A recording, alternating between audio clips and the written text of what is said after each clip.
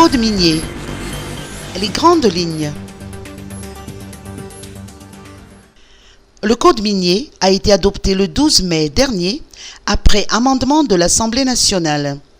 Hier, le ministre des Mines et des Ressources stratégiques, Olivier Irnjaini Rakutmalala, a donné en Panjenumbi les grandes lignes de ce code.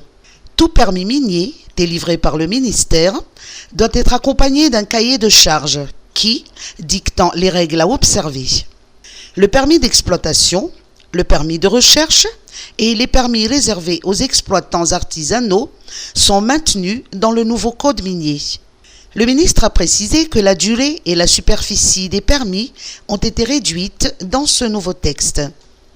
Il a également mis l'accent sur l'importance d'un guichet unique d'exportation pour les produits miniers et la possibilité pour l'État d'instaurer un quota pour l'exportation des substances minières stratégiques en cas de besoin des industries locales.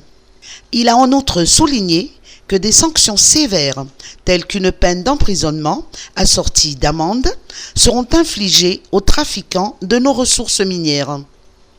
Ce nouveau code minier sera examiné sous peu par le Sénat. Branchement Mour. Arrivée du premier lot de compteurs. Selon la JIREMA, 105 000 sur les 200 000 branchements Mour prévus seront installés cette année. Le premier lot de compteurs pour ce projet est arrivé et les branchements débuteront dès ce mois de mai. La JIREMA a commencé à contacter les foyers qui se sont inscrits pour en bénéficier aux fins de paiement du devis des travaux de branchement qui s'élève à 30 000 ariari, payables uniquement auprès des agences de la JIREMA. Région Vaknankaracha. De l'eau potable en Antanamanzaka en Tirabé 1. Les quelques milliers de villageois d'Antanamanzaka, district d'Antirabé 1, en région Vaknankaracha, ont désormais accès à l'eau potable. Auparavant, à défaut de sources fiables, ils devaient parcourir de longs trajets sur des sentiers périlleux pour puiser de l'eau, tant pour la cuisson que pour leurs besoins quotidiens, à des points d'eau insalubres, ce qui favorisait la prolifération des maladies d'origine hydrique et accentuait le taux de mortalité, notamment infantile.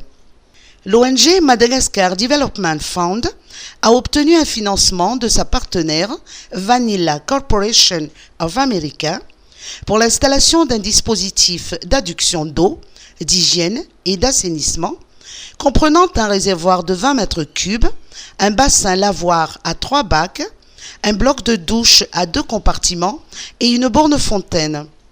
Ces nouveaux dispositifs ont été inaugurés le 9 mai dernier par les autorités locales, conduites par le député élu d'Antirabé 1 et le directeur régional de l'eau, de l'hygiène et de l'assainissement de Vaknankaracha, en présence de la directrice générale de MDF.